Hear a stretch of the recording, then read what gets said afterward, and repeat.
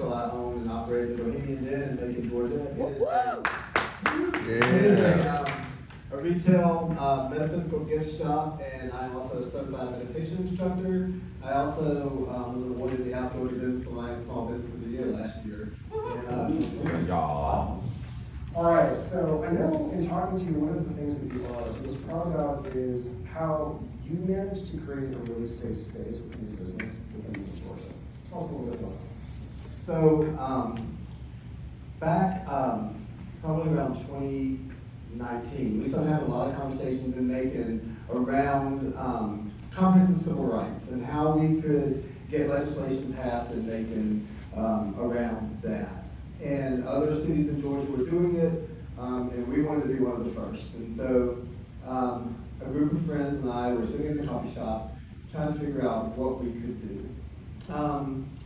And we formed a little coalition and started pulling people in to be on our side. And we worked with Georgia Equality to craft legislation to present to the county commission. And we worked on this I worked on that for like 3 years.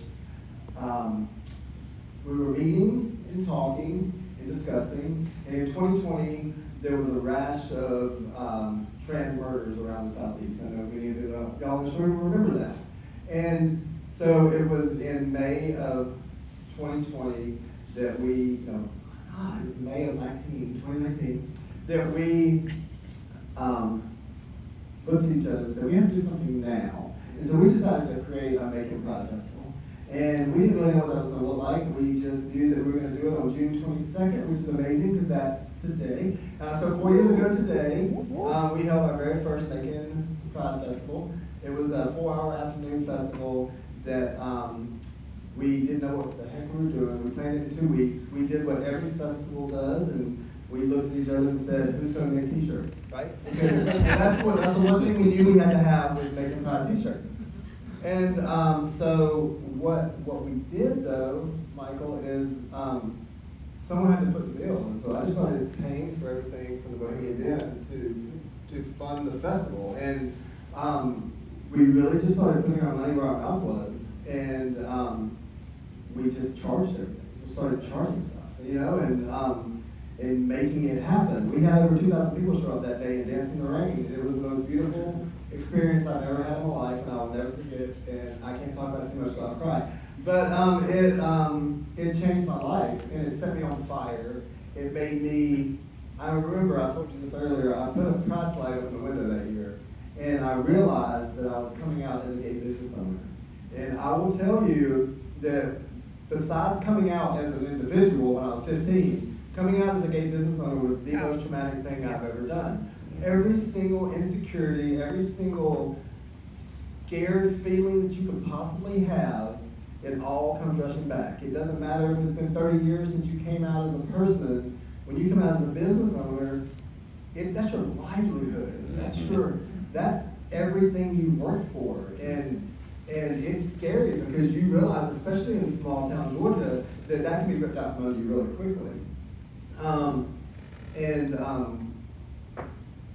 I put that pride flag up, and it's never come down. It's still up there today. This year we actually added every other gender expression that we could think of in the window too. So we have every flag that's out there probably in the windows this year. Last year I expanded and moved to a corner store, and so now I have windows. I've tripled my size, and I have windows. Oh, this is important, y'all. Last year I tripled my size because I put my values on my business. And we're now on a corner of downtown Macon, and we have windows that go all the way around. And I have plenty of room for flags. And so there's a flag for everybody this year, and that makes me even more happy. That's awesome. I mean, you said a couple things. Like you said something that was super scary. Mm-hmm. Like I was just saying, hey, you can do this for like low cost. We're like, yeah, I reached into my kid and I funded all of Macon Pride first year. So that can be a scary thing for some reason. Right. But then you also said, because you led with your values, you can tell me, how has aligning your business with your values affected your bottom line? So I was so scared that I was going to lose customers. I was so terrified that I was going to lose customers. It was so scary. And what happened? I lost customers. And that's okay, because I lost this group of customers that I probably didn't need anyway because they didn't align with my values. That part. And That part. I was so stuck in my mindset that I had to have them that I couldn't figure out how to get over that. Like how do you cross over that? And a lot of times you have to prove that to yourself. And that's just the reality of it. You have to do it and see the fruits of it, because it's really not something that you can just sit at home and ever get over in your head. You can drive yourself nuts trying to, but until you actually do it and see, hey, I lost this group, but look at all these people over here that now come to my business and support my business and will walk through the door and say, I came in here because I crab flags in the window. You know, I have tourists come in all the time that will say they literally came in the store because they saw the crab flag in my window. That's awesome. I love that. So, you've done so much for the community. What are the impacts that you see in this product? What's there? That's easy. So, you know, you're always thinking, this is my life's greatest work. You know, I mean, I know y'all know what that means and what that feels like. And so, in 2017 and 18, we were working on the comprehensive civil rights stuff. The greatest work of my life was going to be getting comprehensive civil rights passed in Macon, Georgia. I mean, that was going to be the greatest thing that I could have done. Well, we got it passed, and guess what? The mayor vetoed it. I mean, so, you know, the greatest work of your life was snatched out from under you, you know? And then in 19, we did the first Macon Pride, and I said, oh my God, there was never a time in my life where I will do anything that will mean as much to me as June 22nd of 2019. And then, later that same year, me and my best friend, we started the Macon LGBT youth group. It's okay. Mm-hmm.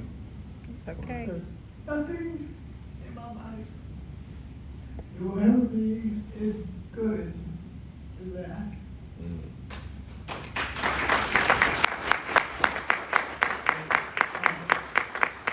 I can say that. I won't ever be able to outdo this. We cast a net out to the world, you know, and we said, hey, we're going to start making an LGBT youth group. And we didn't see kids, we didn't see these gay kids. They weren't like walking down the street. But guess what? Both of us were gay kids at one time. And both of us turned to drug addiction and alcoholism. And those things to run. We were always running away from Middle Georgia. I ran to Atlanta. Atlanta chewed me up and spit me out. All I did for so long was run. I'm saying run a lot because it's going to mean something in a minute. So we knew that these kids were out there. We cast this net wide.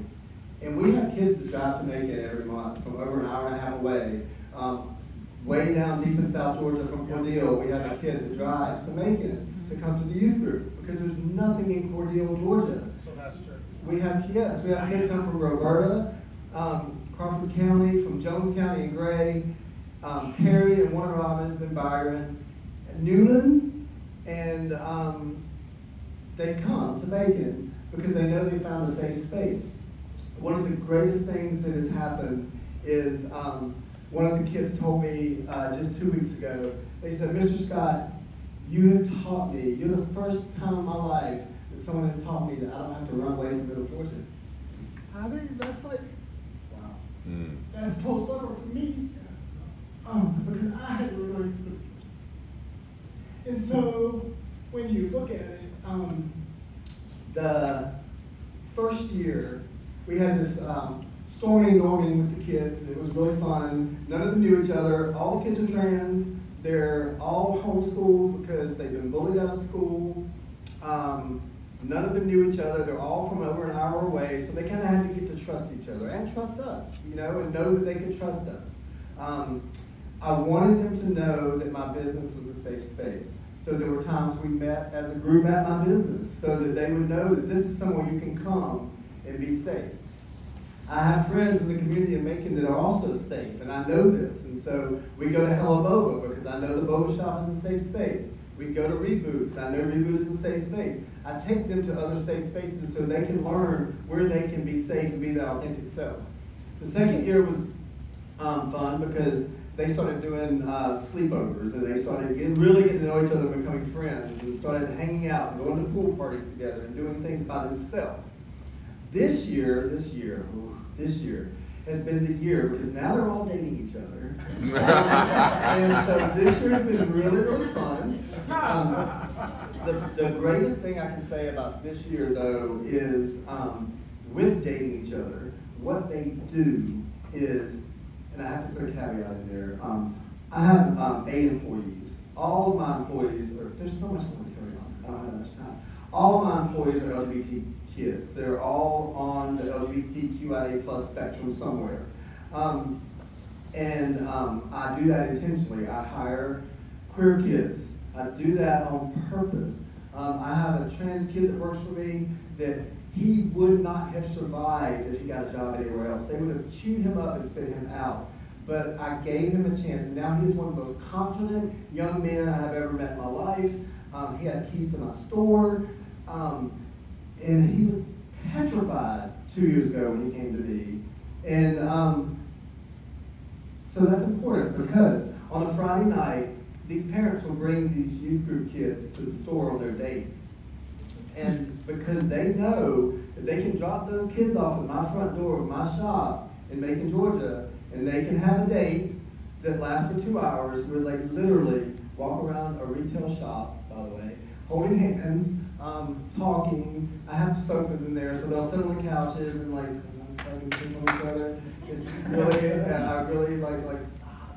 But they get to be in a space where not just me, I don't have to be there because they also know that all of my employees are going to make sure that these kids are safe. That's important.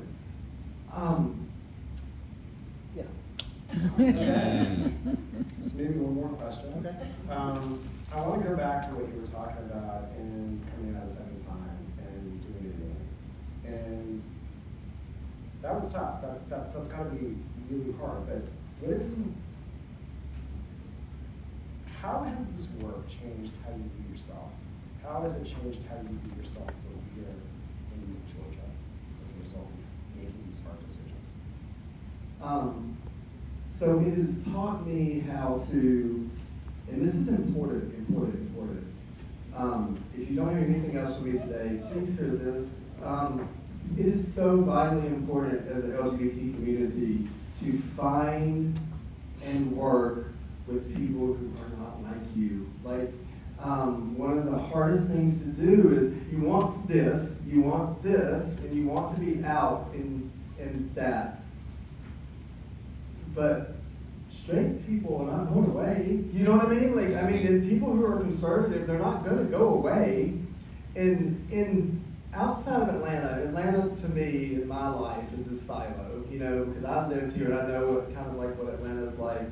In South Georgia, in rural Georgia, in middle Georgia, outside, I'm sure North Georgia's the same way. When you get outside of the metro Atlanta area, 285. you have to work with people who That's don't right. look like you. That's right. You have to. You don't have an option. Mm-hmm. Even downtown Atlanta, you have that. So you have to. And so you can't be so rigid to where you can't cross over and like reach out a hand and build bridges.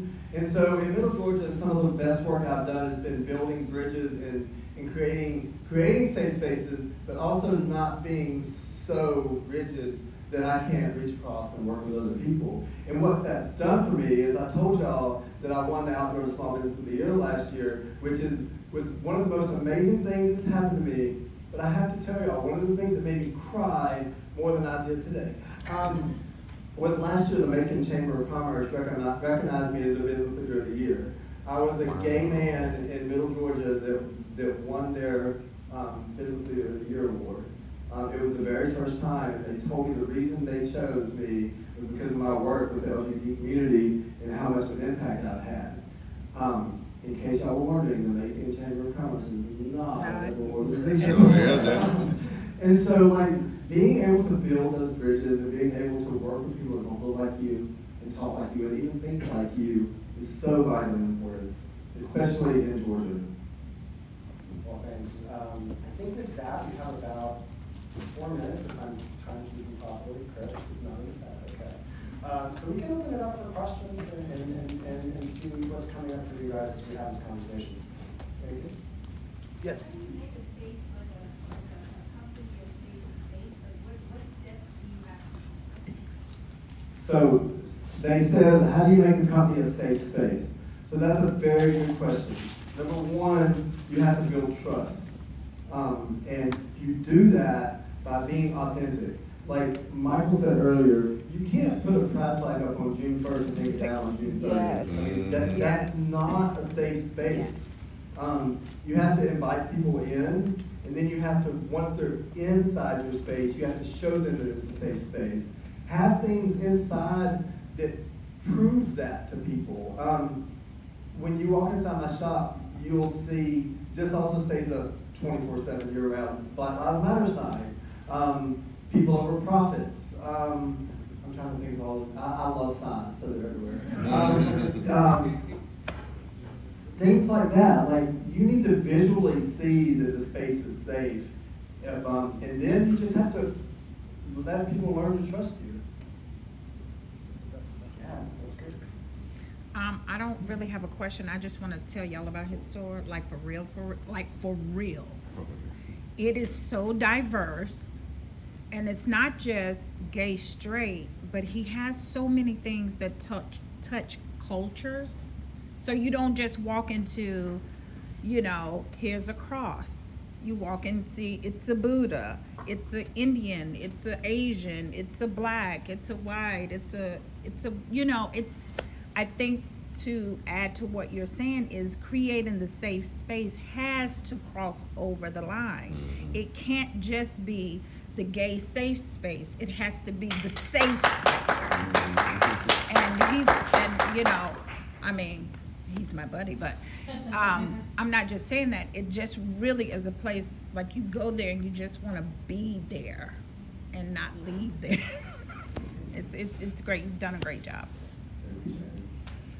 Yes.